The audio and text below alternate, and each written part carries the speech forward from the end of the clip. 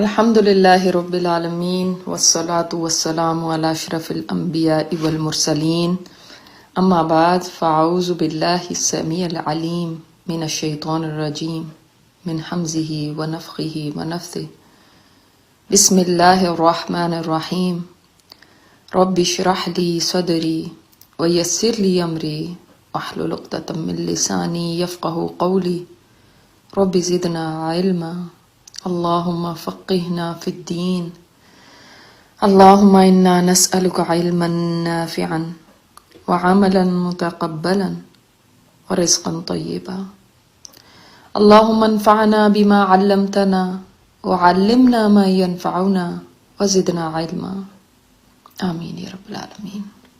بلکہ یہ تک فرمایا کہ آپ سے نے فرمایا میری امت کے لیے پوری زمین مسجد بنا دی گئی سوائے دو جگہوں کے، ایک قبرستان اور ایک حمام، باتھ روم اور قبرستان، یعنی قبر کے اوپر نہیں آپ اس طرح سے پڑھ سکتے نمازیں۔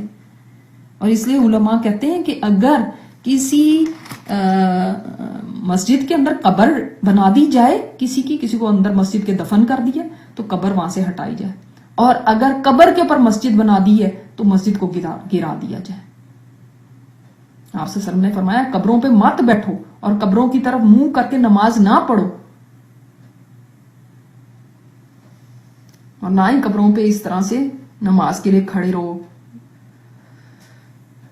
یعنی قبروں کے اوپر کھڑے ہو کے عبادت کرنا یہ منع کیا گیا۔ آپ دعا بھی کرتے ہیں تو قبلہ رخ ہو کے کرنی چاہیے۔ آج دیکھیں جگہ جگہ قبریں، جگہ جگہ قبریں، آپ کوئی شہر نہیں ایسا دیکھتے جہاں پہ قبریں نہ ہوں۔ قبریں تو ہیں، مطلب مزار نہ ہو کہ مزار پورے بنائے ہیں، وہاں پہ ان کی عبادت کی جا رہی ہے، وہاں پہ سجدے بھی ہو رہے ہیں، وہاں پہ چادریں چڑھائی جا رہی ہیں، وہاں پہ دیگیں دی جا رہی ہیں، وہاں پہ دعائیں کی جا رہی ہیں، وہاں پہ دھاگے باندھے جا رہے ہیں۔ کیا کر رہے ہیں ہم؟ جب ہمارے نبی نے ان لوگوں کے اوپر لعنت کی ہے کہ جو انہوں نے اپنی انبیاء کی اور نیک لوگوں کی قبروں کو عبادت گاہ بنایا، تو ہم کیوں ایسا کریں؟ اور دوسری یہ اتنی بڑی بات ہے، آپ دیکھیں آپ صلی اللہ علیہ وسلم کی حدیث کو چھوڑ کے کئی لوگ کہتے ہیں نہیں جی ہم اس چیز کو مانتے ہیں۔ اچھا چلو، آپ کس امام کو مانتے ہیں؟ کسی کو مانتے ہوں گے آپ؟ یہ میں آپ کو بتا دوں، آپ اس کو چیک کر لیں بے شک، حنفی، شافعی، مالکی، حنبلی، سب چاروں ائمہ کرام نے کہا یہ حرام ہے، حرام۔ اور یہ تو بہت بعد میں، اماموں کے بھی بعد میں لوگوں نے یہ ایسی چیزیں شروع کی کہ قبروں کے اوپر مسجدیں بنا رہے ہیں۔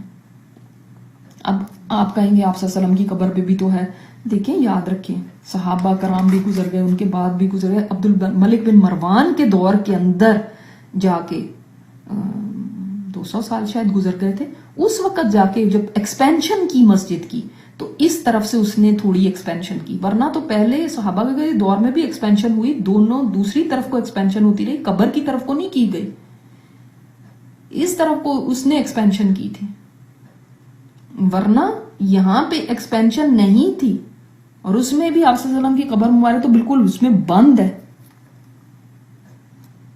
اور آپ صلی اللہ علیہ وسلم کی قبر وہاں پہ مسجد میں نہیں بنائی گئی تھی، مسجد الگ تھی، حضرت عائشہ کا حجرہ تھا یہ، لیکن پیغمبر کو وہیں دفن کیا جاتا ہے جہاں پہ وہ فوت ہوتے ہیں، یہ اللہ کی طرف سے حکم ہے، تو آپ صلی اللہ علیہ وسلم کو وہیں دفن کیا گیا۔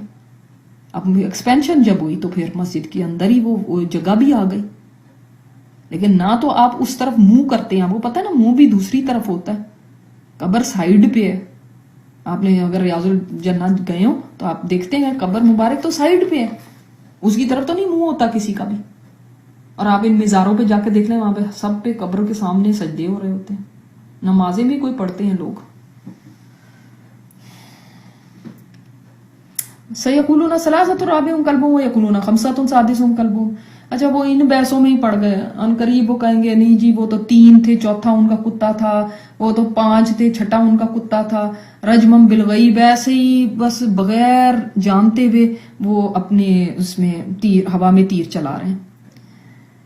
وَيَقُولُونَ سَبْعَةٌ وَثَامِنُهُمْ كَلْبُهُمْ، اور وہ کہیں گے 7 اور 8واں ان کا کتا تھا، یعنی ان کو بھی نہیں پتا تھا کہ اصل حقیقت کیا ہے۔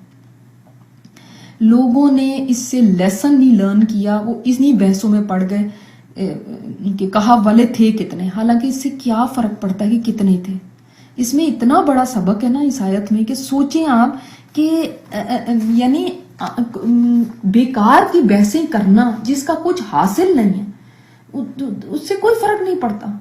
اور رجمم بالغیب، پہلی دو ان کی باتوں کو رجمم بالغیب کہا گیا، تیسری بات کو نہیں کہا گیا. اس لیے علماء کہتے ہیں وہ 7 تھے اور 8واں کتا تھا. اور پچھلی بات سے میں نے قالا اور قالو جو آپ کو بتایا 19 آیت میں، تو اس میں دیکھ لیں ایک قالا اور قالو 3 ایٹ لیسٹ وہ ہوں گے، پھر قالو آیا 3 ایٹ لیسٹ ہوں گے، تو 7 ہو گئے. لیکن قل ربی عالم بعدتہم ما یعلمہم الا قلیل، تمہارے رب کو بہتر معلوم ہے. یہ کوئی باتیں irrelevant یہ سوالات ہیں، یہ بحثیں ہیں، یہ فائدہ مند نہیں ہے. بس یہ نہیں کرنا چاہیے جو دماغ میں آئے بس وہ پوچھنے بیٹھ جائیں کتنے تھے کیا کرتے تھے کیا نہیں. بعض لوگ سوالات اتنے بے تکے کرتے ہیں جن کی کوئی سوال بھی انسان کی نا بتاتا ہے کہ اس بندے کے اندر کتنی سمجھ ہے.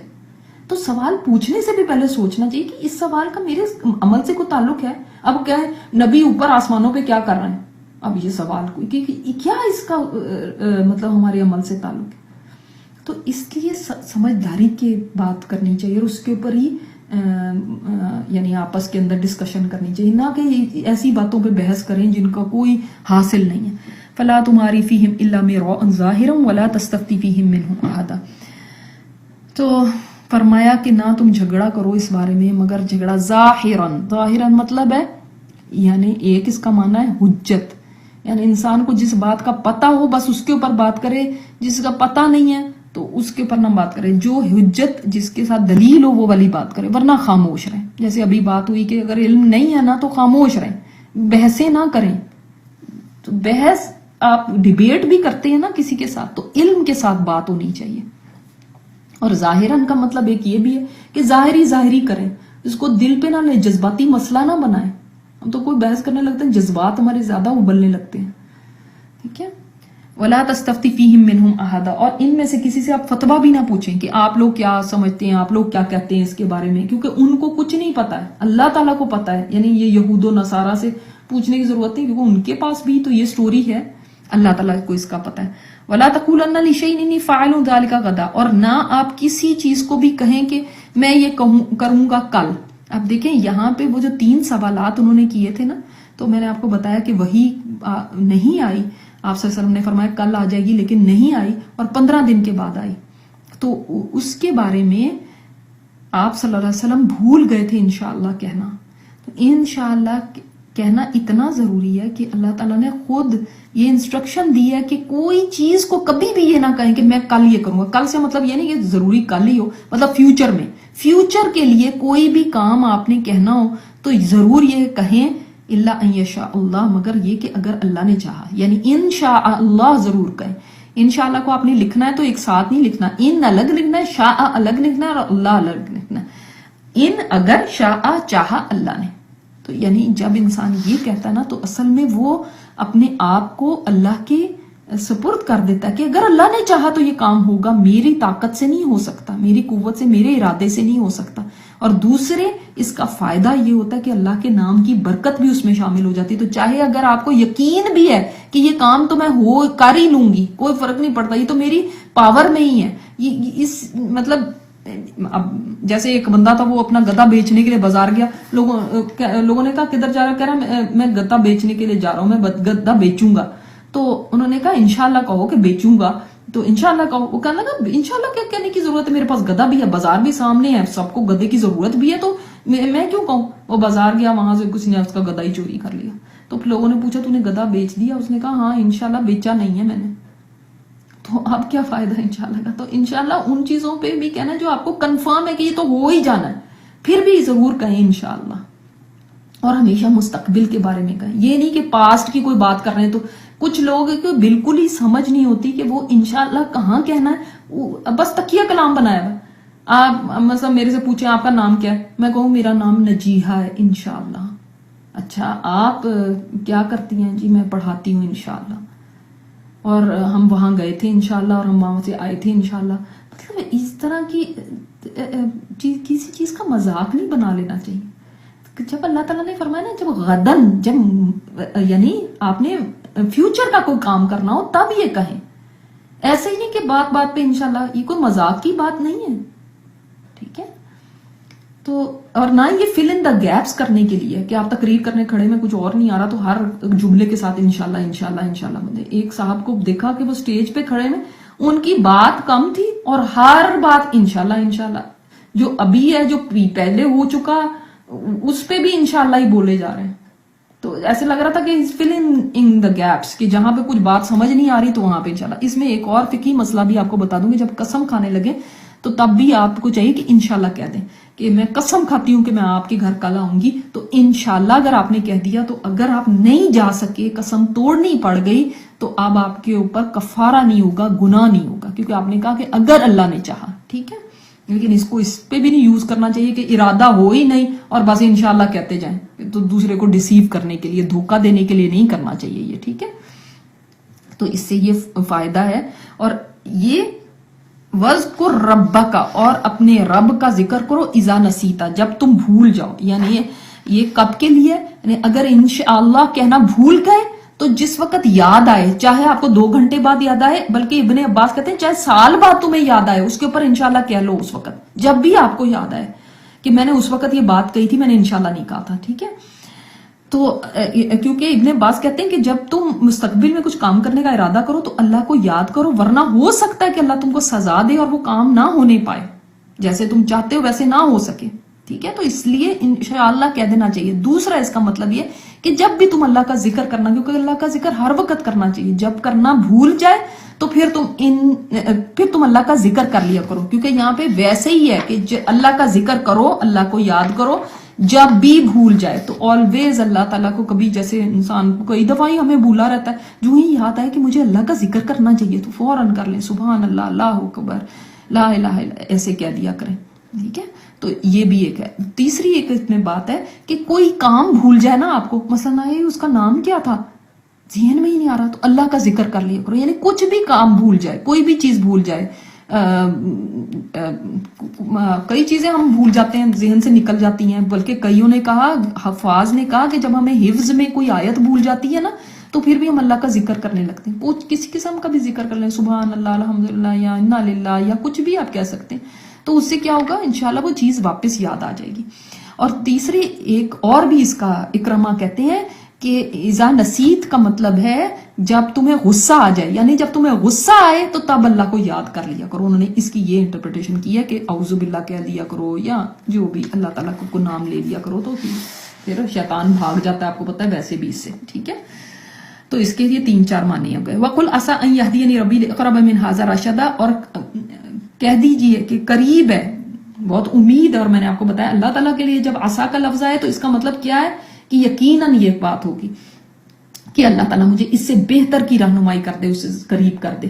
یعنی جب بھی آپ پلان کریں تو ہو سکتا ہے کہ آپ کا پلان سے بہتر اللہ تعالیٰ آپ کو کوئی پلان دے دے. یعنی آپ نے کچھ سوچا ہوا اور اللہ تعالیٰ کچھ اور اس سے بھی بہتر آپ کے اوپر، جب آپ انشاءاللہ کہہ دیتے ہیں نا تو اس سے بہتر آپ کو کسی چیز کی رہنمائی کر دے. مثلا آپ نے پلان کیا ہوا ہے کہ میں آج فلانی جگہ میں نے جانا ہے، میں ایئرپورٹ جاؤں گی، میں جہاز میں بیٹھوں گی، آپ کی فلائٹ مس ہو جاتی ہے، تو آپ کو اللہ تعالیٰ نے آپ کی فلائٹ مس کرائی کیونکہ اس فلائٹ کے اندر کچھ ایسا مسئلہ ہو جانا تھا.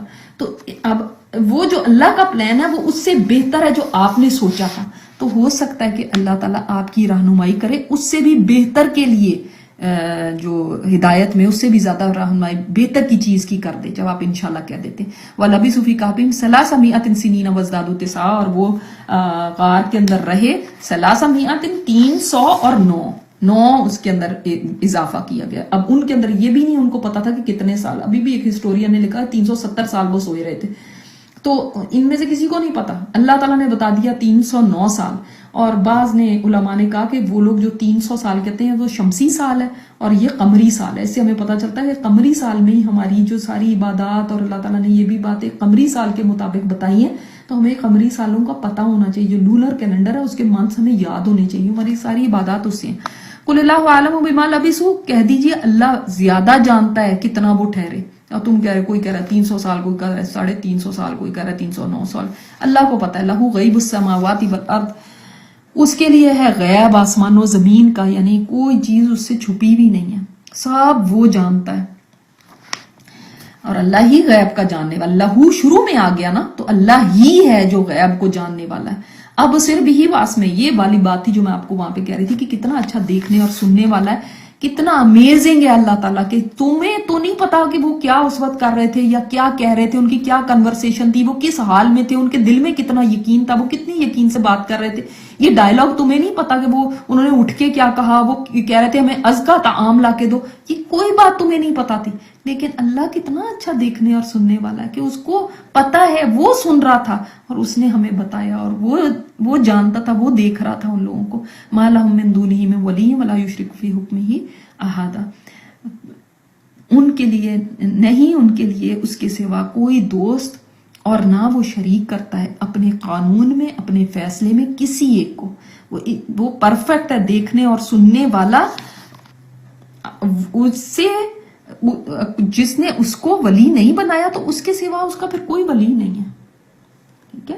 اور دوسری یہ بات کہ وہ اپنے فیصلے میں کسی کو شامل نہیں کرتا، اس کو کب اٹھانا ہے، ان کو کب زندہ کرنا ہے، یا اس نے جتنے بھی فیصلے کیے ہیں، یا اس نے جو قانون بنائے ہیں، جو ہمیں شریعت دی ہے.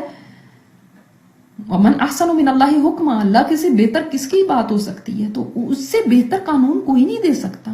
تو وہ اپنے قانون میں بھی کسی کو شریک نہیں کرتا کہ کسی سے پوچھ کے کچھ کرے.